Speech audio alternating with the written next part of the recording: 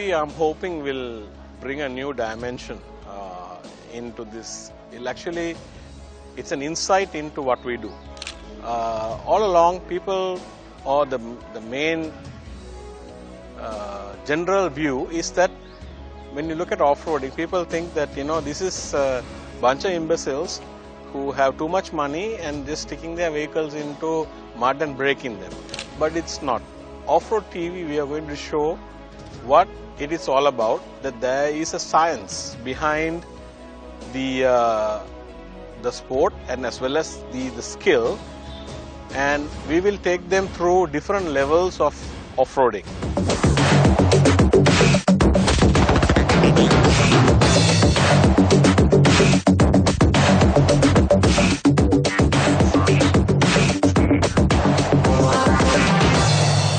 Off-road TV is going to cover, we're going to spend quite a bit of time to understand what 4x4 competition is all about. And 4x4 competition is a platform that we can show to the public, especially on media, that the do's and don'ts of four-wheel drive. So, for example, if you go to a national park or an off-road trail, we are trying to portray the discipline of by giving credit for the correct practices and debit for the practices that we discourage. So the competition is based on credits and debits. Having a competition based on that kind of a scoring, we are going to bring to the public saying this is the right thing to do and this is the wrong thing to do. Plus it also shows, unlike most motorsports, that you need a drive as well as a co-drive. It's a teamwork. We are going to build a competition car for off-roading in 6 episodes. This is the first time that it's been done in Sri Lanka. We're going to build a car on a limited budget, so anybody who's willing to come into the sport can see that they can access the sport this way. We are also going to show a segment on equipment. What are the equipment that you may need? What you absolutely need and what you may not need, depending on the off-roading that you. Then also we are going to do a segment on 4x4 lifestyle. What people do when they're not competing, when they're doing their normal off-roading. What they do to go into Yale or Vilpattu. I mean, Sri Lanka is full of national parks, and all these parks you have to have four-wheel drive to get through. So we're going to show a little tips how to prepare your car. Also, we're going to have a special segment on brand new cars which are available. Everybody advertises on TV talking about how good their 4x4 is and so forth. So we are going to actually have a segment to put the car to the test in our tracks and see whether this car is suitable for you or not. So this is what Off-Road TV is all about. It's a summary of what's happening in off-road culture, a little bit of info on brand new cars, as well as follow a championship that we are hoping in future a lot of internationals will come to Sri Lanka as an off-road destination. If you love what you see right now, and if taking one of these babies on a rugged condition gives you an adrenaline rush, then you're in the right place. Join me as I take you on a crazy ride to find out everything about off-road driving from A to Z while we witness the 4x4 Championships 2015 organized by the Four-Wheel Drive Club of Sri Lanka. This is Off-Road TV on MTV Sports.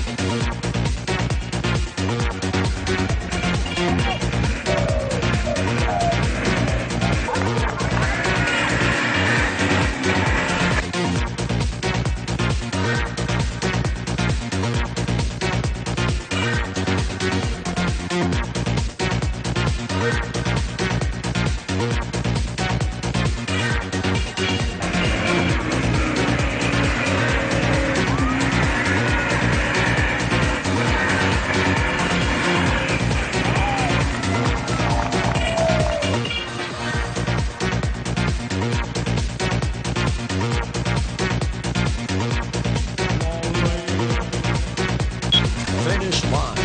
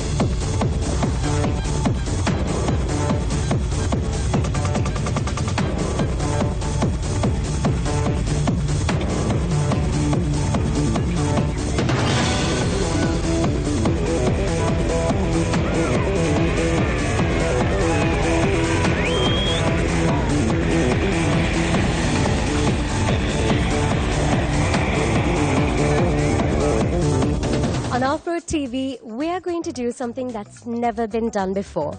we're going to attempt to build an off-road vehicle from scratch. To do that, I've come to the Outdoorsman workshop. We have a budget of about 1 million rupees and hopefully we'll be able to stick to it. By the end of this series, we will possibly have a fully modified, safe off-road vehicle that's ready for extreme class racing. Stick around to find out how we plan on doing this on Off-Road TV, the competition car build.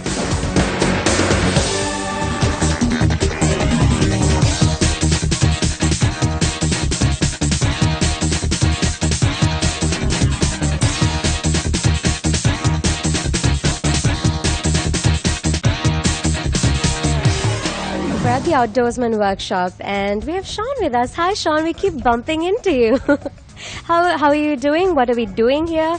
It's very exciting. We're going through a long process. How does it start? Okay. With Off-Road TV, we also want to explain to our viewers what is off-road competition is all about and what it takes to come to the start line. So our extreme class 4x4 competition, they say Jeeps are built, not bought. So this is to the very word that, when you come to competition, you build your car to the specification that you want. And also there is there's a thought that off-road sport is very expensive. It's expensive only if you make it to be expensive, like whether you break the vehicle or not. So we're going to show you today, how to build a simple car with products available locally, and come to the start line within a budget, like you mentioned, and something that we can guide whoever is planning to come into the sport to build a safe vehicle which they can finish the event, and then from there on they can add if there are more accessories or work on the performance to get themselves higher up the ranking order. So that's basically what we'll try to achieve here by building this car throughout the series and hopefully complete the project by the last series. All right, so basically we're going to start from scratch. What do we have here? This is, it's a gypsy, commonly used in the Sri Lankan army for transport. And this car is been scrapped and it's been auctioned off. Saying basically it's not worthy of, it's unserviceable car. So for our competition purposes, we don't need a fancy body, fancy trim work, because our sport is it's extreme sport. You have to be prepared for the consequences. So there will be body damage, there will be consequences of rollover. So in one side, we are not going to spend too much money on the body, but also we have to think about the weight of the car. So this is a very lightweight car. So we can build a car which don't have to use a huge winch to pull this car when it's stuck. And also we will be shedding a lot of these, on the modification there'll be a lot of parts on this body being shedded. So it makes more sense to work with a car which has been thrown away, and just where the important aspects of the car is there, such as the doors, the bonnet, the dash, and what we call the bulkhead, where it's also called the firewall, which keeps the driver safe from the engine bay. So this body is straight from the auction. So this is the body that we are planning to make, and also the chassis is of the same car. You can see it's an old chassis with has been rust on it. So we have done some prep work on it. We have cleaned it up and cut out all the leaf spring mounts and the suspension mounts on it. So it's a bad chassis.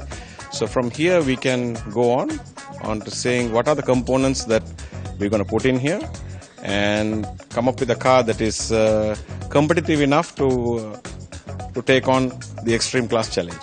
Sure. Before we do get into the specifics of it, I have a question. We're using used body parts, we're using used parts. I understand that they're less expensive, so I understand that aspect. But doesn't it compromise on certain things? Is it still usable? Is it still able to give us the safety that we need in this sport? You're exactly right. We have to address that. We don't want to compromise safety, but at the same time, we are looking at a car which is going to run maybe 4 or 5 events in a season, and the stages that they run is approximately about 400 meters to about a kilometer, and they'll be doing about 6. It's going to do about 6 kilometers on any given competition. So what we are trying to do here is, the reason when we go with the used part, when we get the used part, the areas that we need to make sure it's reliable, we can spend money on those areas. The areas that we don't need to spend money, then we can stay off. So it's easier to work getting something, a used cheap part, and upgrading it rather than buying something new and downgrading it. And that way we can stick to our budget as well. So hopefully we'll be able to finish it, stick to it, and have a finish.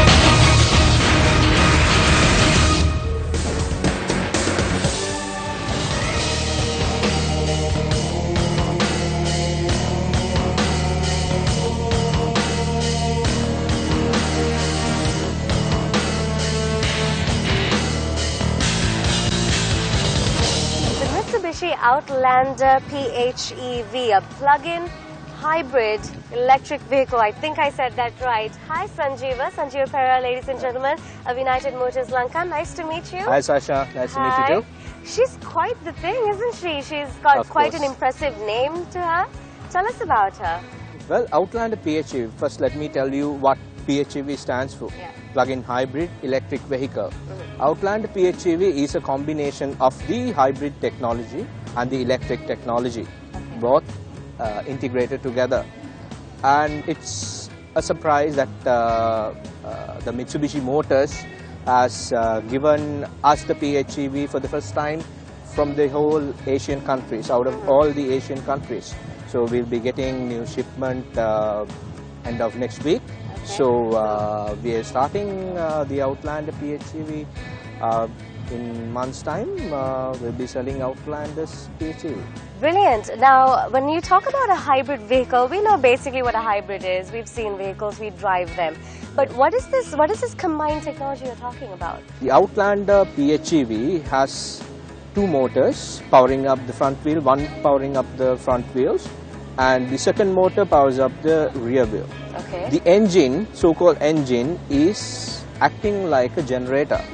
So that is basically a different, it's called, it's the latest technology that has been introduced only from Mitsubishi.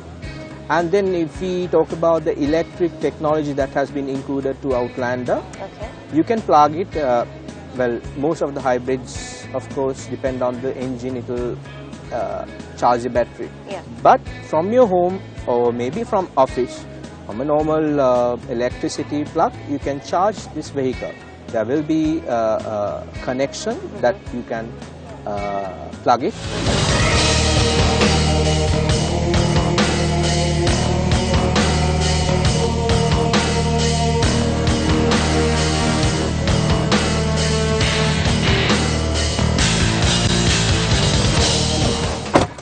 She's very comfortable to sit inside and she feels amazing. Tell us about the interior. Yes, Sasha, this comes with PVC leather interior, and also the driver's seat has power seats, and also one of the interesting factor, you got sunroof. I wasn't expecting that. So, and apart from that, safety feature, the airbag system. This consists of 7 airbags, which includes the curtain airbags, the front 2 airbags, and also a knee airbag as well. And apart from that, let me talk about the AC system. This comes with the climate control air conditioner, not just front air conditioner. And also, apart from normal air conditioner, this has a dual zone air conditioner, which where the air flows in 2 ways. So that for the second row and for third row, which I have to mention specifically, this comes with 7-seater.